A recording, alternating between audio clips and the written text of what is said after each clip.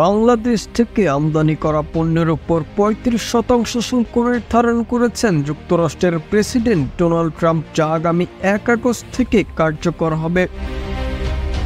সোমবার ৭ জুলাই প্রধান উপদেষ্টা ডক্টর মোহাম্মদ ইউনূসকে এ তথ্য জানিয়ে লেখা চিঠিটি নিজের সামাজিক যোগাযোগ মাধ্যম ট্রুথ সোশ্যালে শেয়ার করেন তিনি। যুক্তরাষ্ট্রের প্রেসিডেন্ট লিখেন, ২০২৫ সালের ১ আগস্ট থেকে শুরু করে আমরা যুক্তরাষ্ট্রে প্রেরিত যে কোনো এবং সব বাংলাদেশি পণ্যের উপর ৩৫% শুল্ক নেব। উচ্চতর শুল্ক এড়ানোর জন্য প্রেরিত পণ্যগুলো সেই উচ্চতর শুল্কের সাপেক্ষে হবে। দয়া করে বুঝবেন, ৩৫% শুল্কটি আপনার দেশের সঙ্গে আমার বাণিজ্য ঘাটতির বৈষম্য দূর করার জন্য যা প্রয়োজন তার চেয়ে অনেক কম। আপনারা জানেন, বাংলাদেশ বা আপনার দেশের কোম্পানিগুলো যদি যুক্তরাষ্ট্রের মধ্যেই পণ্য তৈরি বা উৎপাদন করার সিদ্ধান্ত নেয় তাহলে কোনো শুল্ক থাকবে না।